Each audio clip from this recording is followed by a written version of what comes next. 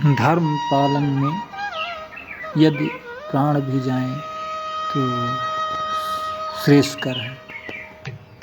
इसी पर एक आख्यान प्रस्तुत है। जो मनुष्य अपने आप को धर्म के लिए समर्पित कर देता है उसकी इस लोक में तो कीर्ति होती ही है, योग मरने पर वो सतगति को प्राप्त होता है। भगवान श्री कृष्ण स्वधर्म पालन पर जोर देते हुए गीता में अर्जुन के प्रति कहते हैं, श्रेयसी स्वधर्मो विगुणा परधर्मा स्वनिष्ठते स्वधर्मे निर्धनं से परधर्मो भयावह। अच्छी प्रकार आचरण में लाए हुए दूसरे के धर्म से गुण रहित भी अपना धर्म अति उत्तम है। अपने धर्म में तो मरना भी कल्याणकारक है और दूसरे का धर्म भय को देने वाला है। यदि आपने धर्म के पालन में कुछ कमी भी रह जाती है तो भी वो कल्याणकारक होता है और फिर अच्छी तरह धर्म का पालन करने से कल्याण हो जाए, इससे तो कहना ही क्या है। भारत के इतिहास में अनेक ऐसे वीर पुरुषों के चरित्र आए हैं जिन्होंने धर्म रक्षार्थ अपने प्राणों की भी बाजी लगा दी थी। पूर्व काल की बात है, चक्रवर्ती सम्राट महाराज दिलीप के कोई संतान नहीं थी। इससे अन्य सब प्रकार के सुख रहते हुए भी वे दुखी रहा करते थे। संतान प्राप्ति का उपाय पूछने के लिए वे अपनी धर्मपत्नी राजमहिषी सुदक्षिणा के साथ अपने कुलगुरु महर्षि वशिष्ठ के आश्रम में गए। वशिष्ठ जी ने उनको कामधेनु पुत्री नंदिनी की सेवा करने का आदेश दिया। उनके आदेश के अनुसार नंदिनी की भली भांति सेवा करते हुए 20 दिन बीत गए। 21वें दिन नंदिनी ने राजा की परीक्षा लेनी चाहिए। राजा जंगल में जब पर्वत की शोभा निहारने में दक्षित थे, इसी समय उन्हें अचानक नंदिनी का भयत्रस्त करुणाकंदन सुनाई पड़ा। राजा ने पीछे की ओर मुड़ करके देखा तो वह स्तंभ रह गए। एक विशाल वनराज सिंह ने नंदिनी को दबोच रखा था। राजा ने उसे मारने के लिए धनुष पर तीर चढ़ाया, परंतु उनका हाथ वहीं धनुष के साथ चिपक गया। निरुपाय हो करके राजा चुपचाप खड़े रहे तो सिंह गर्जना करता हुआ सा बोला, राजन, मुझे कोई साधारण सिंह न समझ लेना। मैं भगवान शंकर का गण हूँ और उनकी आज्ञा से सामने दिखाई देने वाले इस देवदार के रक्षार्थ यहाँ रह रहा हूँ। जो पशु काल के वशीभूत हो करके यहाँ आ जाता है वो मेरा भाज्य है। आज ये गौ मेरा भोजन बनी है। अब आप लौट जाइए। इसे मेरे शक्तिशाली पंजों से मुक्त करा सकना आपके हाथ की बात नहीं। राजा बोले, वनराज, मैं गुरु की आज्ञा से इस गौ की सेवा में तत्पर हूँ।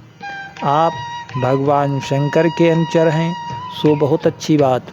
भगवान शंकर भी मेरे पूजनीय, परंतु मेरे गुरु महाराज के धन को भी मैं अपनी आँखों के सामने नष्ट होता कैसे देख सकता हूँ। मान्यसा शाये स्थिर जंगमना सर्ग स्थिते प्रत्यव्यवहार हेतु गुरुरोपी दे धन्माह वान्ये नस्तपुर स्तदेनु पेक्षेड़ियामी। अतः हे सिंह, आप मेरे इस विनाशी शरीर को खाकर अपनी भूख शांत कीजिए एवं इस अबला बेचारी गौ को छोड़ दीजिए। सिंह बोला, राजन मूर्ख न बनिए। यदि आप का जीवन रहा तो न जाने आपके हाथ से अन्य कितने जीवों की रक्षा होगी, तथा इस गौ की जगह आप स्वयं हजारों दुधारू गायें देकर अपने गुरु महाराज को भी प्रसन्न कर सकते। राजन, अपने इस कल्याणकारी शक्तिशाली देह की रक्षा कीजिए। आपका राज्य पूरी पृथ्वी पर स्थित है तथा वो स्वर्ग के ही समान सब प्रकार से संपन्न है। शरीर न रहने से आप उसका भी भोग कैसे कर सकेंगे? तदाच्छा कल्याण पर परायणा भक्ता मूर्ख स्वामहत देहम महीतला स्पृश्य नाम भिन्नी सहृद ही राजे पद्मांद्रमाहु। राजा बोले, सिंह, मैं क्षत्रिय हूँ। कष्ट में पड़े हुए जीव की रक्षा करना ही मेरा धर्म है। फिर इस गौ की तो मैं सेवा में लगा हूँ। मैं इसे यदि न बचा पाऊँ तो मुझे राज्य की तथा प्राण रखने की भी क्या आवश्यकता है? क्षत्रिय किल त्रास्ते इंद्रग्धे क्षत्रिया शब्दो भुवने सुरूढ़ा राज्येन की तत्परिवृत्ते प्राणे रूप कुसुमालिप सेवा। इस तरह राजा ने सिंह को प्रसन्न कर लिया तथा सिंह गौ के बदले उन्हें खा लेने को राजी हो गया। सिंह के द्वारा खाए जाने की प्रतीक्षा करते हुए राजा सिर नीचा करके ज्यों ही बैठे त्यों ही आकाश से देवताओं ने पुष्प वृष्टि की। नंदिनी प्रसन्न होकर के बोली, राजन उठो, ये सब मेरी ही लीला थी। वास्तव में कोई भी पशु मुझे आक्रांत नहीं कर सकता। नंदिनी ने उनको बस वंश चलाने वाले पुत्र रत्न की प्राप्ति का वर दिया। आगे चलकर इसी वंश में भगवान राम का प्राकट्य हुआ। इसी तरह महाराज मुनीश्वर के पुत्र राजा शिव का भी उपाख्यान आता है। महाराज शिव अपने समय के प्रख्यात धर्मपरायण शरणागत वत्सल नरेश थे। एक दिन जब वे अपनी राजसभा में बैठे तभी अचानक एक कबूतर जो अत्यंत थका हुआ था, भययुक्त था, दिखाई दे रहा था। उनकी गोद में आकर गिर पड़ा। राजा ने उसके भय के कारण को खोजने के लिए ऊपर देखा तो एक बाज उन्हें दिखाई दिया। बाज बोला, महाराज, मैंने इस शिकार को छोड़ दीजिए, इससे मेरा तथा मेरे परिवार का पोषण होगा, नहीं तो मैं तथा मेरा कुटुंब भूखों मर जाएगा। इस पाप के आप भागी होंगे। महाराज शिव अत्यंत दुविधा में पड़ गए। शरण में आए हुए कबूतर को भी कैसे छोड़ सकते थे तथा बाज का कहना भी ठीक था। राजा बोले, बाज, तुम्हें तो अपने पालन के लिए मांस की आवश्यकता है ना। इस शरणागत कबूतर को तो मैं किसी तरह छोड़ नहीं सकता। इसके बदले मैं इसके तौल के बराबर अपने शरीर का मांस काट कर तुझे दे देता हूँ। राजा की इस बात से बाज सहमत हो गया। राजा ने तराजू मंगाया था, कबूतर की एक पल्ले में रखकर अपनी जंघा से मांस काटकर दूसरे पल्ले में रखा, परंतु कबूतर का पल्ला भारी रहा। राजा ने और मांस काट कर रखा, परंतु वो कबूतर का पल्ला किसी भी तरह ऊंचा नहीं हो पा रहा था। अंत में राजा पूरे के पूरे तराजू में बैठ गए। उनका तराजू में बैठना ही था कि वहाँ ना बाज दिखाई दिया न कबूतर।